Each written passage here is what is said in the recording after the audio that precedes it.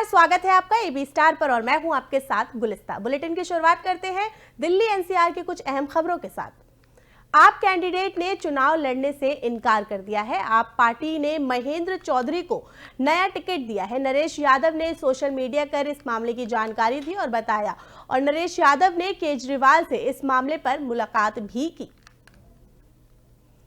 आप पार्टी के महेंद्र चौधरी को पार्टी ने नया टिकट दिया है और इसी के साथ उन्होंने नरेश यादव ने सोशल मीडिया पर पोस्ट कर इस मामले की जानकारी दी।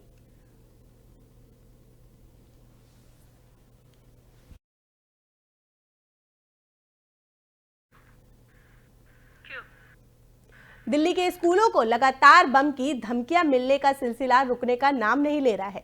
इसकी वजह से अभिभावकों और स्कूल प्रशासन परेशान है। अब एक बार फिर दिल्ली और नोएडा के निजी स्कूलों को धमकी भरा मेल में आया है और द्वारका का इलाके के एक निजी स्कूल और Noida sector 126 lotus valley school को भी ईमेल के जरिए धमकी मिली है।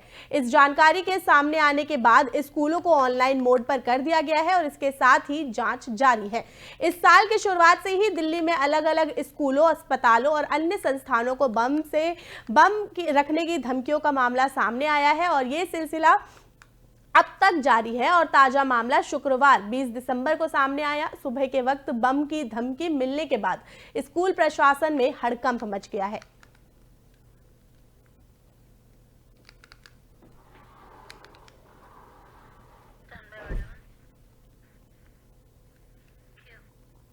समाजवादी पार्टी के राष्ट्रीय अध्यक्ष और सांसद अखिलेश यादव का बयान सामने आया है। अपने बयान में उन्होंने कहा है कि बीजेपी का एक बहुत बड़ा सोचा समझा मॉडल है कि वो पहले गैर संवैधानिक, गैर कानूनी काम करती है और अगर आप उसके खिलाफ विरोध करते हैं तो प्रशासन की मदद से आप पर कार्रवाई करते हैं। जिस तरह का भाव राज्यसभा में था वो बाबा साहेब भीमराव अंबेडकर जी का अपमान है। हर समाज के लोग उनको भगवान की दृष्टि से देखते हैं, तो इस तरह की भाषा का इस्तेमाल करना ना सिर्फ निंदनीय है बल्कि सरकार को विपक्ष की माफी की मांग को मानना चाहिए। सच्चाई तो ये है कि जो व्यक्ति माफी मांग लेता है वो बड़ा होता है। कांग्रेस सांसद और लोकसभा नेता प्रतिपक्ष राहुल गांधी के खिलाफ एफआईआर दर्ज होने पर उनका बयान सामने आया है, जिनमें उन्होंने कहा है कि ये जो परिसर है वो लोकसभा का है। अध्यक्ष के पास बैठकर हम बहुत सी चीजों को सुलझा सकते हैं, लेकिन बीजेपी के पास बहुत सारे तरीके और मॉडल है ध्यान भटकाने के।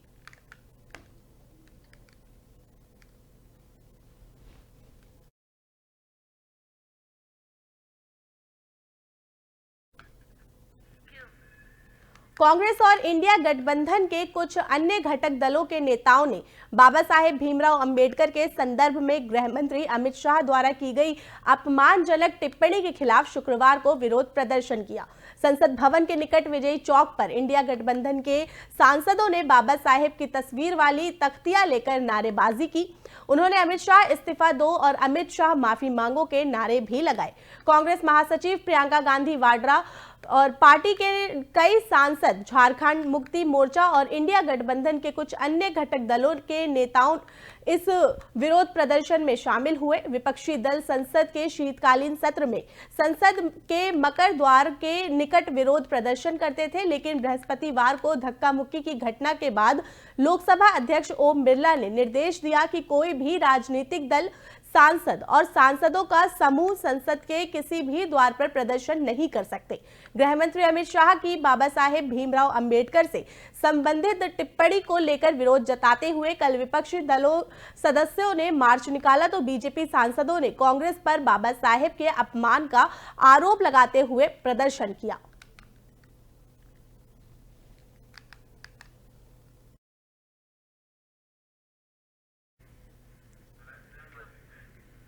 हरियाणा के पूर्व मुख्यमंत्री ओम प्रकाश चौटाला का आज यानी शुक्रवार को निधन हो गया। 89 साल की उम्र में उन्होंने अंतिम सांस ली। वो इंडियन नेशनल लोक दल के चीफ थे। इनेलो मीडिया समन्वयक राकेश सिहाग ने जानकारी देते हुए बताया कि ओम प्रकाश चौटाला का आज गुरुग्राम में उनके आवास पर शुक्रवार को निधन हो गया है और चौटाला को गुरुग्राम में उनके घर में दिल का दौरा पड़ जाने की वजह से उन्हें तुरंत अस्पताल ले जाया गया, जहां उन्हें बचाया नहीं जा सका। बता दें कि ओम प्रकाश चौटाला हरियाणा के 5 बार सीएम रह चुके हैं और उनके निधन से पूरे हरियाणा के साथ राजनीति जगत में शोक का माहौल है। ओम प्रकाश चौटाला 7 बार विधायक रहे हैं और ओम प्रकाश चौटाला हरियाणा के पूर्व मुख्यमंत्री और देश के डिप्टी पीएम रह चुके हैं। चौधरी देवीनाथ के बेटे हैं। आपको बता दें कि ओम प्रकाश चौटाला 1970 में पहली बार विधानसभा का चुनाव जीतकर राज्यसभा पहुंचे थे और पहली बार 1989 में वो मुख्यमंत्री बने थे। हालांकि उनका कार्यकाल 171 दिनों का ही रहा और इसके बाद वो 1990 को सिर्फ 5 दिन के लिए सीएम रहे थे और 1991 को वो तीसरी बार हरियाणा के मुख्यमंत्री बने। इस बार वो 14 दिन तक सीएम रहे। 1999 को वो चौथी बार हरियाणा के सीएम बने। करीब 4 महीनों के बाद के लिए ही वो सीएम पद पर रहे। साल 2000 को चौटाला 5वीं बार मुख्यमंत्री बने और इस बार उन्होंने 5 साल का कार्यकाल पूरा किया।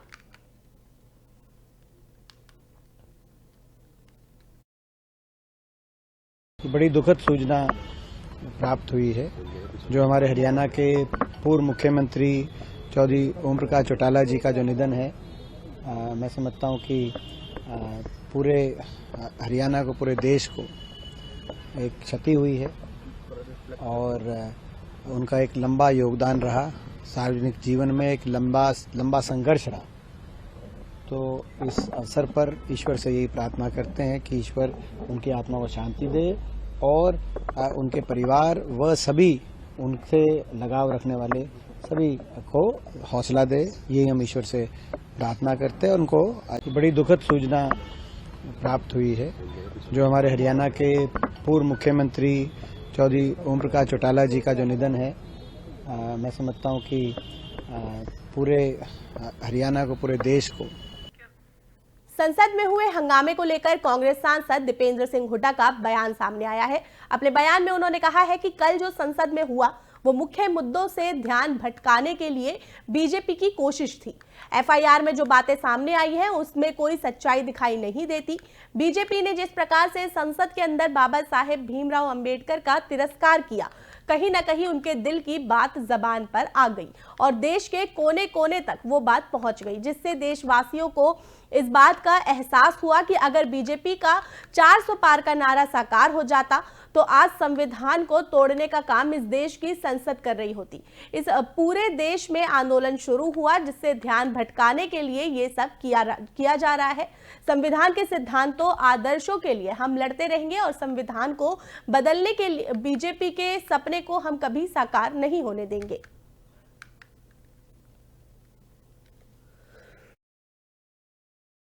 ये जो कल सारा संसद में जो हुआ वो कहीं ना कहीं जो मुख्य मुद्दा है उससे ध्यान भटकाने के लिए भाजपा का प्रयास था। कुछ ऐसा हुआ नहीं था। जो एफआईआर वगैरह की जो बातें आई तो उसमें कोई सच्चाई नहीं दिखाई दे रही।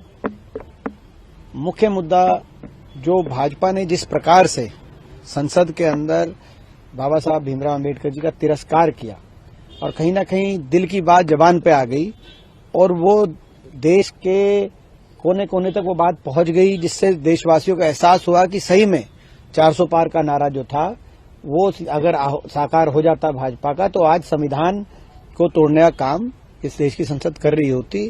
वो दिल की बात जबान पे निकल के आ गई थी। ये जो कल सारा संसद में जो हुआ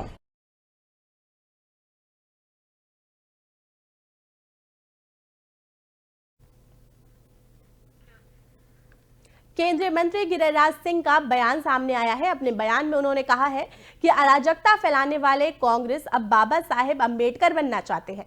अब ये लोग बाबा साहेब अंबेडकर को राहुल गांधी के बराबर छोटा करना चाहते हैं। ये राहुल गांधी की तुलना बाबा साहेब अंबेडकर से कर रहे हैं। ये निंदनीय है। कांग्रेस को इसके लिए माफी मांगनी चाहिए।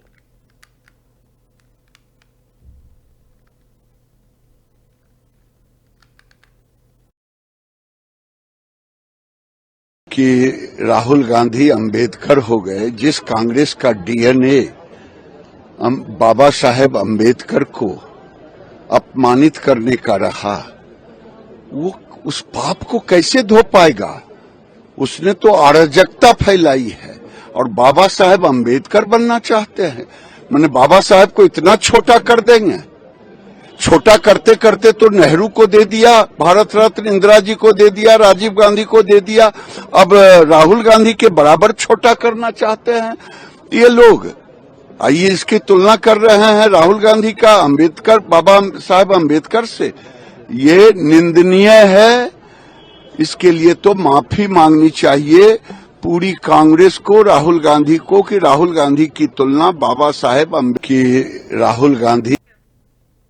केंद्रीय संसदीय कार्य मंत्री किरेन रिजिजू का बयान सामने आया है। अपने बयान में उन्होंने कहा है कि बीजेपी के दोनों सांसद, चोटिल सांसद अब अस्पताल में है और उनकी हालत ठीक है। हमारे एनडीए के सांसद नाराज है, आक्रोशित है। हमने उन्हें अच्छे से समझाया है। सांसद होने के नाते संसद की गरिमा को बनाए रखना चाहिए।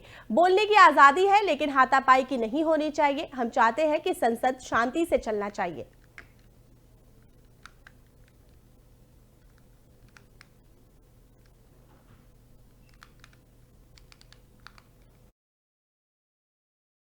दो सांसद बीजेपी के जो राहुल गांधी ने धक्के मार करके चोट पहुंचाए, वो हॉस्पिटल में है। उनका बहुत अभी सीरियस में नहीं है कंडीशन, थोड़ा ठीक है। वो हमारे बाकी लोग जाके देखा है। तो बाकी हम लोग का एमपी नाराज है, आक्रोश है, लेकिन फिर भी हमारा एनडीए के सांसदों को हमने बहुत अच्छी तरह से समझाया है। आक्रोश तो होगा, लेकिन हाथापाई हमारे तरफ से नहीं करना चाहिए। मेंबर ऑफ पार्लियामेंट होने के नाते संसद का गरिमा को बनाए रखना चाहिए, हाथापाई नहीं करना चाहिए। जो भी बोलना है आप जुबान से बोलिए, शब्दों में बोलिए, ये बोलने का आजादी है, लेकिन हाथापाई नहीं होना चाहिए। हमने अपने सांसदों को। राजधानी में मौसमी दिशाओं में बदलाव आने के साथ ही कोहरे और स्मोक की मार लोगों पर भारी पड़ रही है। मौसम विभाग ने 3 दिन के लिए घने से घना कोहरा का येलो अलर्ट जारी किया है, तो वहीं पहाड़ों से आने वाली हवाओं ने ठंड बढ़ा दी है।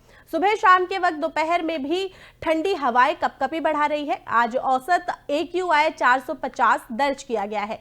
दिल्ली में न्यूनतम तापमान 5 डिग्री सेल्सियस दर्ज किया गया है और यह सामान्य से 3 डिग्री कम है, जबकि सबसे ठंडा इलाका नरेला रहा। यहां न्यूनतम तापमान 4.5 डिग्री सेल्सियस रहा। उधर सुबह तक सफदरजंग एयरपोर्ट में दृश्यता 250 मीटर दर्ज की गई, जबकि पालम में 600 मीटर दृश्यता रही। सुबह कोहरे और स्मोक का असर देखने को मिला और इससे सबसे ज्यादा परेशानी वाहन चालकों को हुई। मौसम विभाग का पूर्वानुमान है कि शुक्रवार को कुछ स्थानों पर सुबह स्मोक और घने से घना कोहरा रहने की संभावना है।